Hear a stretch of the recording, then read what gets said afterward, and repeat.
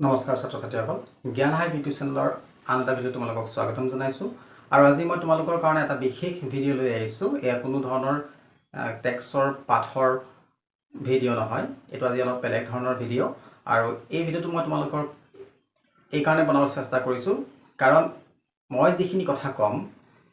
এই কথাখিনি তোমালোকে ক'তো সাৰ্চ কৰিলে বিচাৰি নোপোৱা বা তোমালোকক এই কথাখিনি কোনেও আজিলৈকে কোৱা নাই বা নকয় গতিকে মই ভাবো এটো প্ৰথম মই তোমালোকক কম গতিকে তোমালোকে কথাখিনি সম্পূৰ্ণ হেকলৈকে শুনি যাবা জেনাৰেলি কি হয় আমাৰ ষ্টুডেন্ট বিলাকৰ পৰীক্ষাৰ আগ মুহূৰ্তত বা পৰীক্ষালৈ 5 মাহ 6 মাহ থকা সময়ত কি কৰে হিহঁতৰ যিখন সিলেবাস যেটো পোৰশন থাকে পোৰশনটো কমপ্লিট নহয় আৰু তাৰ কাৰণে খুব টেন্সড হৈ থাকে আৰু তেনে ক্ষেত্ৰত কি হয় তেওঁলোকে যেটো সাবজেক্ট পঢ়ে সেই সাবজেক্টটোৱে তেওঁলোকৰ কাৰণে কঠিন হৈ পৰে আৰু তেওঁলোকে তেওঁলোকৰ সিলেবাস কমপ্লিট কৰিব নোৱাৰে ফলস্বৰূপে কি হয় তেওঁলোকৰ যেটোকে চাই হেতুকে টান যেন তেওঁলোকৰ অনুভৱ হয় আৰু তাৰ কাৰণে আজি মই কেইটামান টিপস লৈ আহিছো আৰু এই টিপসকে তোমালোকৰ কাৰণে খুবেই জৰুৰী আৰু তোমালোকে এই ভিডিওটো অকনো স্কিপ নকৰাকৈ চাবা যদি স্কিপ কৰা ইয়াত তোমালোকে ইনফৰমেশন কিছুমান অতি গুৰুত্বপূৰ্ণ কথা তোমালোকৰ মিছ হৈ যাব আৰু এই কাৰণে কৈছো মই তোমালোকক এই কথাখিনি তোমালোকে ক'তো নোপোৱা সাৰ্চ কৰিলে নাই তোমালোকে গুগলত পাবা নাই ইউটিউবত পাবা নাই তোমালোকক আজিলৈকে কোনোবাই কৈছে বুলি মই ভাবো কাৰণ এইখিনি সম্পূৰ্ণ মোৰ প্ৰেক্টিকেল লাইফৰ যিখিনি মই টেকনিক মই পঢ়ি থকাৰ অৱস্থাত যিখিনি খটাইছিলো সেইখিনি তোমালোকক মই আজি ক'বলৈ লাইছো জেনাৰেলি কি হয় যেতিয়া তোমালোকে চাবাচোন যেতিয়া টিভিত ইন্টাৰভিউ দিয়া যেতিয়া মেট্ৰিক পাস কৰা বা এইচএছ পাস কৰাৰ পাছত তেওঁলোকৰ ল'ৰা-ছোৱালী বিলাকৰ ইন্টাৰভিউ লোৱা হয় আৰু তেওঁলোকে কি কয় যে তোমালোকে কিমান সময় পঢ়িছিলা বুলি প্ৰশ্ন কৰাৰ লগে লগে তেওঁলোকে কয় যে 18 ঘণ্টা পঢ়িছিলো মই 12 ঘণ্টা পঢ়িছিলো 16 ঘণ্টা পঢ়িছিলো তোমালোকে ভাবানে এটো পসিবল বুলি হ'ব পাৰে কোনোবাই 12 ঘণ্টা পঢ়িব পাৰে কোনোবাই 15 ঘণ্টা পঢ়িব পাৰে কোনোবাই 18 ঘণ্টা পঢ়িব পাৰে বাট আমাৰ দিনটো কি অকল পঢ়ি থকাই কাম নেকি এটা দিনত থাকে 24 ঘণ্টা আৰু 24 ঘণ্টাত আমি 18 ঘণ্টা 15 ঘণ্টা বা 12 ঘণ্টা আমি পঢ়িয়ে থাকিম নেকি ঠিক আছে মানি লৈছো কোনোবাই 20 ঘণ্টাও পঢ়িছে 18 ঘণ্টাও পঢ়িছে নো প্ৰবলেম তোমালোকেও চেষ্টা কৰিছা সেই ধৰণে 18 ঘণ্টা পঢ়িবলৈ বা 16 ঘণ্টা পঢ়িবলৈ চেষ্টা কৰিছা কিন্তু কি কৰিছা কি হৈছে যে তোমালোকে দুদিন বা এদিন ট্ৰাই কৰাৰ পাছত তোমালোক বোৰ্ড হৈ গৈছা তোমালোকে নোৱাৰিছা আৰু কোনেও নোৱাৰে এটো পসিবল নহয় যে এজন মানুহে 18 ঘণ্টা কন্টিনিউয়াছলি পঢ়ি থকাটো বা 16 ঘণ্টা পঢ়াটো 16 ঘণ্টা বাদ দিয়া মোৰ মতে 10 ঘণ্টা পঢ়াটো সম্ভৱ নহয় কাৰণ আমি মানুহ হিচাপে অকল পঢ়াটোৱে কাম নহয় student life is not meant for studies হয়নে নহয় বহুতে কয় যে ছাত্ৰ জীৱনটো হৈছে জীৱন গঢ়াৰ সময় এটো অধ্যয়ন কৰা সময় ইয়েস ইট ইজ ৰাইট মই মানো কিন্তু আমাৰ পঢ়াৰ বাহিৰেও বেলেগ কাম থাকে আমাৰ দৈনন্দিন কাম বিলাক থাকে আমাৰ খোৱা বোৱা কাম থাকে আমাৰ ৰেষ্টৰ কথা থাকে আমি যদি দিনটো যদি 12 ঘণ্টা 16 ঘণ্টা পঢ়িয়ে কটাও আমাৰ মাইন্ড ৰেষ্ট ক'ত পাব মাইন্ডটো ৰেষ্ট নাপায় তো ইয়াৰ কাৰণে মই যেতিয়া মই নিজে পঢ়ি আছিল তৰিকা বিচাৰি লৈছিলো অৱশ্যে তোমালোকক মই এটো ক'ব নাই যে মই টপাৰ আছিলো বা বহুত ভাল কিবা ৰিজাল্ট আছিল মোৰ তেনেকুৱা নহয় মই মিডিয়াম ষ্টুডেন্ট আছিলো আৰু মোৰ মতে যদি মই মিডিয়াম ষ্টুডেন্ট হৈ তেনেকুৱাখন কৰিব পাৰো তো সুকা লৰাই আৰু বহুত ভাল কৰিব পাৰিব মোৰ টিপছত তো প্ৰথম কথা হল কি তোমালোকে কি কৰিবা যেতিয়া তোমালোকে কোনোবা এটা সাবজেক্ট পঢ়িবলৈ লবা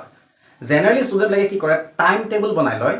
আৰু দেখিবা যে 2-3 দিন ফলো কৰাৰ পাছত তেওঁলোকৰ টাইম টেবল কোনো দিনেই নিমিলে কিবা কৰিব লগা হ'ব কিবা টাইম টেবলৰ মতে তেওঁলোকৰ পঢ়া নহয় অৱশ্যে সবৰ ক্ষেত্ৰত নহয় ম্যাক্সিমামৰ ক্ষেত্ৰত হয় কিন্তু কিছুমানে টাইম টেবল ফলো কৰে ৰাইট কিন্তু সবেতো নোৱাৰে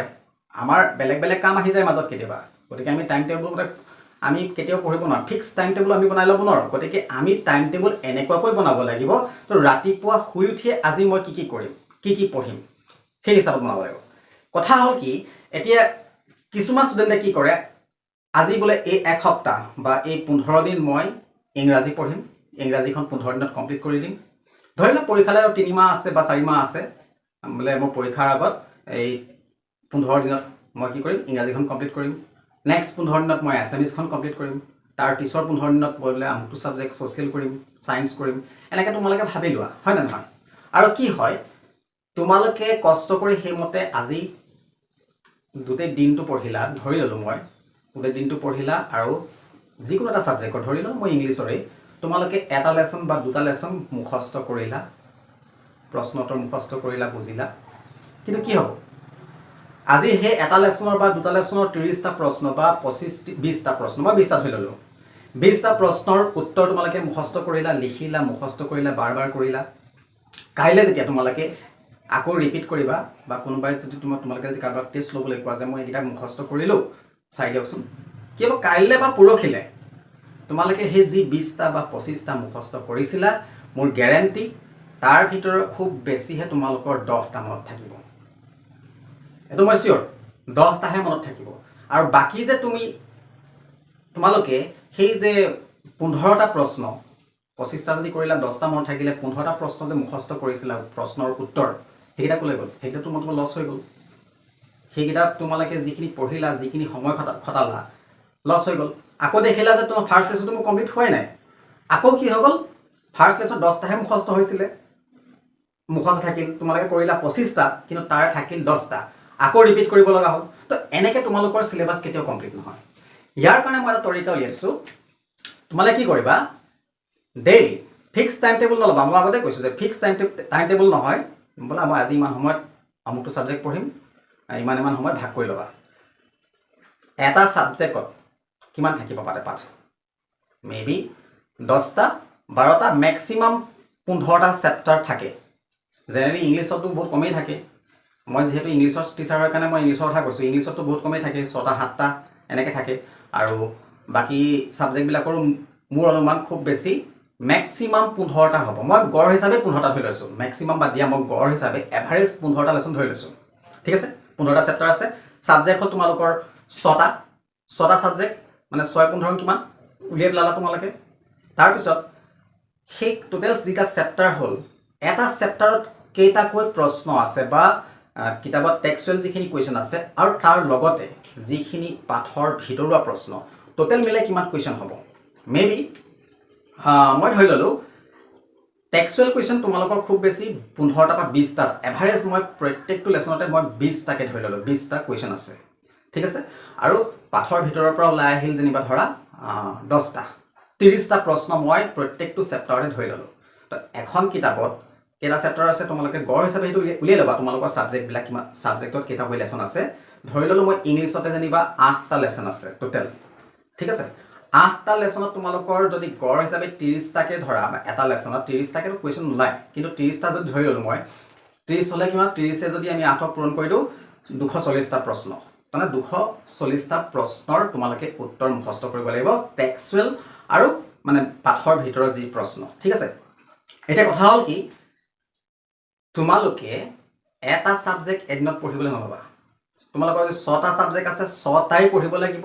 7টা যদি আছে 7টাই পঢ়িব লাগিব। কিন্তু তাতে ভাগ কৰিবা কি, মই 1 ঘণ্টা পঢ়িম, মই 6 ঘণ্টাহে পঢ়িম দিনটোত। ৰাতিপুৱা তুমি 1 ঘণ্টা উলিয়ালা, দুপৰীয়া তুমি তেনেকৈ যদি সময় পোৱা তেনেকৈ উলিয়ালা, গধূলি এনেকৈ 2-3 ঘণ্টা উলিয়ালা, বা মানে তোমালোকে দিনটোৰ ভিতৰত তোমালোকে কেনেকৈ মিলোৱা তোমালোকৰ নিজৰ টাইম টেবুল নিজে বনাই ল'বা, একৰ্ডিং টু ইয়ৰ মানে কি বুলি ক'ম, তোমালোকৰ সুবিধা মতে। ঠিক আছে, তোমালোকে তেনেকৈ বনাই ল'লা টাইম টেবুলখন। 6 ঘণ্টা তোমালোকে মিনিমাম ধৰিবা। কোনোবাই যদি কাৰোবাৰ যদি মুখস্থবিদ্যা চোকা থাকে বা কোনোবাই যদি বুজি পোৱাত কিছুমানে সহজে বুজি পায়, তেওঁলোকৰ কাৰণে বেছি সময় নালাগে। তথাপিও তোমালোকে কি কৰিবা, 6 ঘণ্টা ধৰিবা এদিনত পঢ়িবৰ কাৰণে। বাদ দিয়া তোমালোকে 18 ঘণ্টা পঢ়া বা 16 ঘণ্টা পঢ়া, মোৰ মতে ফ'ল' কৰা, তোমালোকে ভাল ৰিজাল্ট নকৰা যদি মোক ক'বা। সেই যি 6 ঘণ্টা ল'লা, তাৰ 1 ঘণ্টা এটা ছাবজেক্টত ল'লা, সেই 1 ঘণ্টাত তোমালোকে যে 30টা কুৱেশ্যন আছিলে 30টা তোমালোকে কৰিব নালাগে। 1 ঘণ্টাত তোমালোকে 5টা কৰিবলৈ চেষ্টা কৰা। এদিনত তোমালোকে 5টা ভালকৈ একদম সলসলীয়াকৈ মুখস্থটো এনেকুৱা হ'ব লাগিব যে আমি সৰুতে ABCD পঢ়িছিলোঁ, অ-আ পঢ়িছিলোঁ, যিটো মুখস্থ আজিও আমাৰ মনত আছে, মানে মনত থকা মুখস্থ কৰিব লাগিব। তেনেকৈ যদি তোমালোকে কৰা,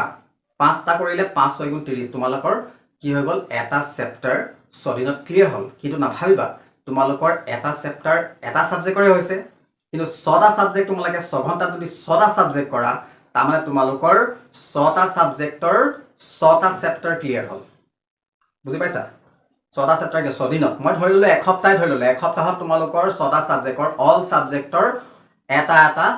চেপ্টাৰ ক্লিয়াৰ হৈ গ'ল। সেইখিনি 6 দিনৰ মূৰত, 6 দিন যেতিয়া কমপ্লিট হ'ব, 7 নম্বৰ দিনাখন তোমালোকে কি কৰিবা, সেইখিনি ৰিভাইজ কৰি চাবা মনত আছেনে নাই। ডেইলি এনেকৈ কৰিবা। এনেকৈ যেতিয়া কৰিবা, তোমালোকৰ চিলেবাছখন খুব কম সময়ৰ ভিতৰত, মানে তোমালোকৰ 60 দিনৰ ভিতৰত ক্লিয়াৰ হৈ যাব যদি 10টাকৈ আমি এভাৰেজ চেপ্টাৰ ধৰোঁ প্ৰত্যেকটো ছাবজেক্টতে তেতিয়া 2 মাহ লাগিব বা যদি 15টাকৈ যদি এভাৰেজ পৰে তেতিয়া অলপ বেছি লাগিব 2.5 মাহ মান বা 3 মাহ লাগিব তো 3 মাহত তোমালোকে কষ্ট নকৰাকৈ 18 ঘণ্টা 16 ঘণ্টা নপঢ়ি 6 ঘণ্টাত ক্লিয়াৰ কৰিব পাৰিবা আৰু এইটো কথাও মই কওঁ তোমালোকক যদি তোমালোকৰ কোনোবা এটা সাবজেক্টৰ কোনোবা কোৱেশ্চন মানে কোনোবা এটা সাবজেক্টৰ কোনোবা এটা চেপ্টাৰৰ যেনিবা 5টা প্ৰশ্ন ক্লিয়াৰ হ'ল সেইদিনাখন সেই 5টাই কৰা লাগিলে 10 মিনিটতে যদি ক্লিয়াৰ হ'ল তাৰ পিছত বাদ দিয়া সেই 5টাৰ পঢ়ি আৰু নপঢ়িবা কাৰণ তোমালোকে পঢ়িলাম নাই 5টাতকৈ যদি তোমালোকে বেছি লোড দিয়া তোমালোকৰ মেমৰিয়ে লোড নল'ব সবৰ ক্ষেত্ৰতে নহয় মোৰ নিচিনা হ'লে মই নোৱাৰো গতিকে কি কৰিবা লাভ নাই সেইকেইটা তোমালোকে পাহৰি যাবা এক্সেছ যদি গতিকে 5টাই ডেইলি ভালকৈ যি কৰিবা কমকৈ হওক লাগিলে মানুহে কয় নহয় ভালৰ অকমানেই হওক তেনেকুৱা কৰিবা 5টাই কৰিবা যদি তোমালোকৰ 10 মিনিটত হৈ গৈছে সেইদিনাখনলে সেই সাবজেক্টটো বাদ দিয়া সেই 10 মিনিটতে তোমালোকে 5টা কুৱেশ্যন ক্লিয়াৰ হৈ গ'ল বাদ দি দিয়া সেইদিনাখন নেক্সট যিটো সাবজেক্ট আছে সেই সাবজেক্টটো যোৱা তো এই ধৰণে কৰিব লাগিব তোমালোকে এই ধৰণে এবাৰ ট্ৰাই কৰি চোৱা যদি তোমালোকৰ সুবিধা হয় তেনেকৈ ফলো কৰিবা যদি নোৱাৰা ট্ৰাই কৰাৰ কোনো আপত্তি নাই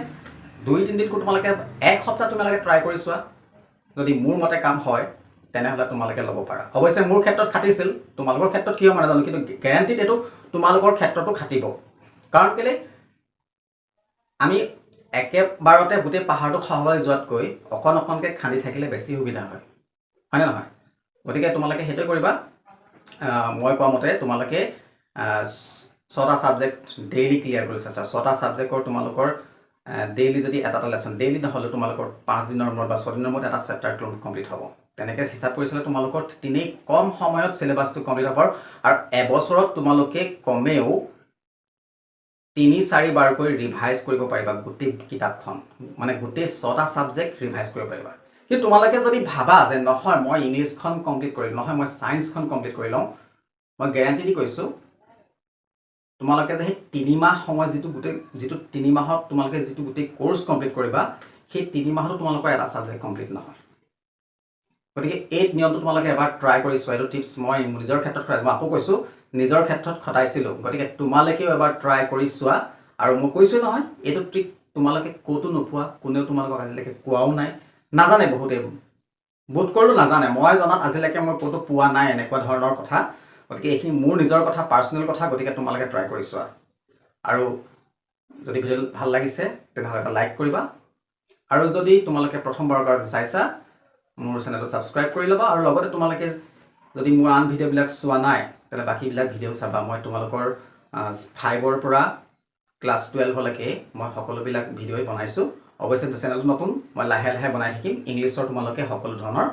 ভিডিও পাই থাকিবা ধন্যবাদ জয় অসম